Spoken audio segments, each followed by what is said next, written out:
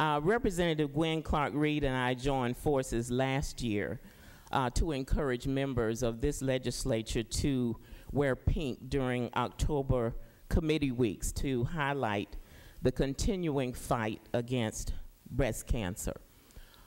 For the last 2 years, I have sponsored a bill that I call the Ticket for the Cure. And the Ticket for the Cure would establish an instant scratch-off lottery ticket. And after the winner is paid and the lottery takes an administrative fee, the proceeds would go for research, clinical trials, and some treatment for low-income women at our state university medical schools. This has been successfully done in Illinois. It has boosted sales of the Illinois lottery, and it takes no money from general revenue. But maybe it's like Representative Sands' bill. If maybe somebody introduces it next year, it'll pass. I'm among the people who believe that you can get a lot done if you don't care who gets the credit. During my treatment, I had insurance because of my service in the House, because of my husband's position. But during the 4 hours that it took each week for me to get my treatment, I sat next to a young woman who had a head full of blonde hair. And I used to look at her and wonder how she continued to have her hair. So I struck up a conversation and asked her, and she said, well, our bodies are different. We all react differently to the medication, and I've not lost my hair. Most of us had lost our hair. We were wearing wigs. I asked her where she lived, and she said, well, I'm living with some friends right now because I have no insurance and I had to sell my home to finance my treatments. And this bothered me, that this was the situation of this young woman in this great state in the richest nation in America. So I'm hoping that we will look at the ticket for the cure. I also met a man in treatment. You sit there for 4 hours and you sleep or read or whatever, or you visit. And he told me about the Fortune 500 companies that he had worked for and the money that he'd made and the countries that he traveled to and the lifestyle that he had lived. He introduced me to his wife and his children. And he said to me, but there was one thing, of all the things that I did, there was one thing that I never did. And I said, what was that? And he said, I never had a colonoscopy. So this illness that I had was not something I would have chosen, but it has given me an opportunity to travel throughout my communities, to churches and civic and social organizations, to say to people, it doesn't have to be a death sentence, but you need to get your checkups, you need to get your scans.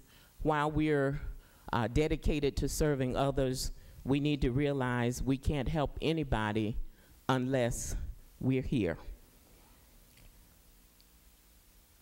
It was a tough process for me, and I didn't make it through that first session. Even in the best of health, this process can be grueling. So after week 6, I went home. I understand, Representative Clemens, you know about some herbs that might have helped me during that time. But Representative Clemens wasn't here then. But as my energy and my vigor returned, it allowed me to do some social things that I hadn't done, things that I had missed at the beginning of my legislative career. Representative Elaine Schwartz and I went to the governor's mansion for an event. And she sat down at the grand piano in the mansion and started playing the most beautiful music. Very talented pianist, Representative Schwartz. And I was moved to sing along. I even went to the King of the Hill baseball game. And I was leaving early, and I looked in the rearview mirror, looked around to make sure that everything was clear. And I started backing up, and I heard this loud thump against my car. So I'm looking, I set the brake, I got out, and I saw this form lying on the ground on the side of the car. So I approach the person, and I ask, "Are you okay? Are you all right?" And he gets up and he starts limping away. Now, I didn't know this guy was a trickster. So I'm thinking, oh my goodness, I've never run over anybody before. I'm in a panic. And I said, "Are you okay?" And he just starts laughing. So I want to thank you for that very memorable experience, Representative Jimmy Patronis.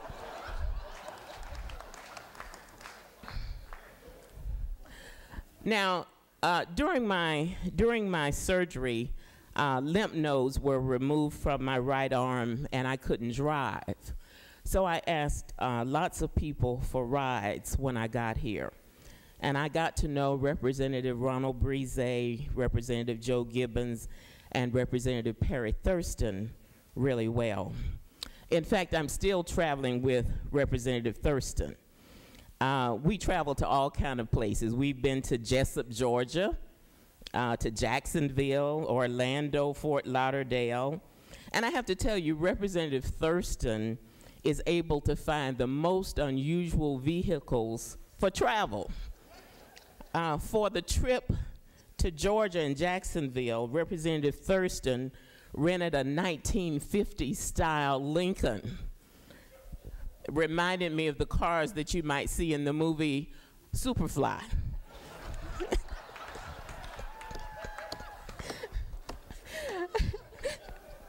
Then Representative Thurston has a car here that has features that don't quite work.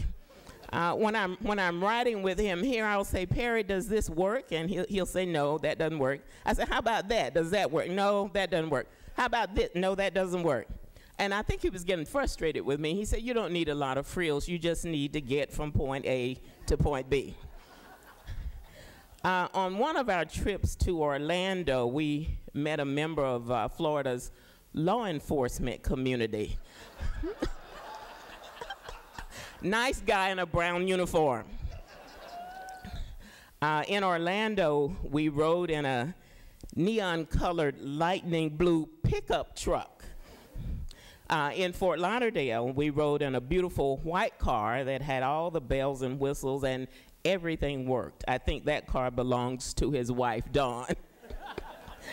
My daughter, Larice, calls Perry Thurston my road dog.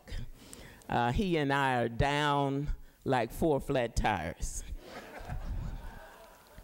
Representative Joe Gibbons, on the other hand, has luxury vehicles, including convertibles, a boat, and even a bicycle.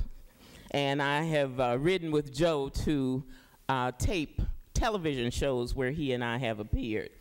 He introduced me to his sister, Barbara, who is also a survivor, and so I had another person that I could consult with during my journey.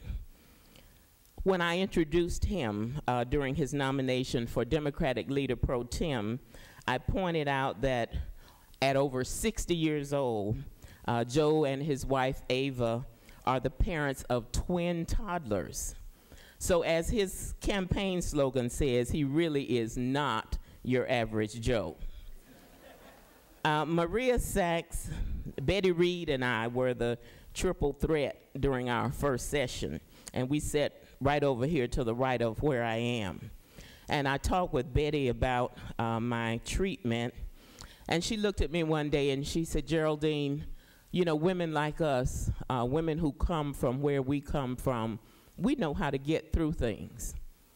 And it was clear to me that Betty expected me to get through that, and she wasn't going to take anything else as an answer. And that was the end of that discussion.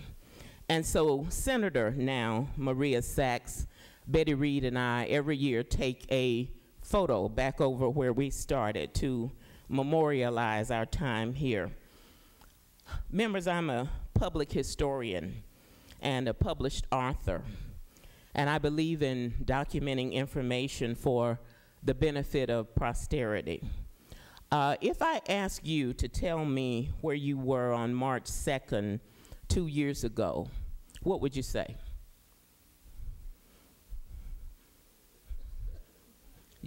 A lot of you would look at me blankly. You'd be clueless. And even if I said, where were you 2 weeks ago, you might have the same reaction.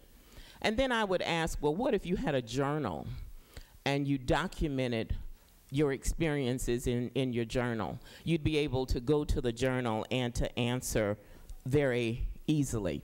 And I use this exercise when I talk with students and others about the importance of documenting your experiences, which will inform others who will not be as blessed as you are to be here.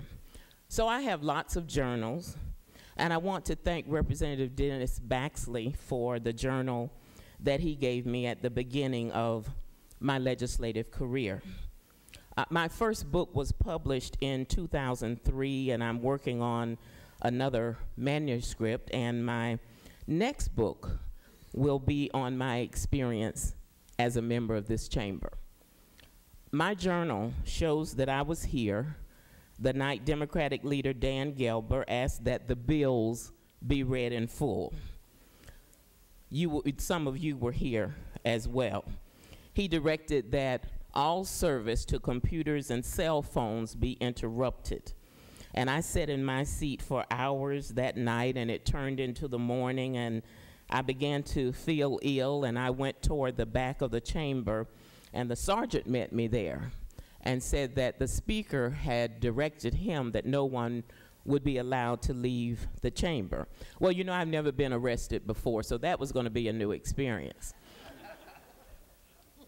And Representative Joyce Cusack suggested that I might just want to faint right there.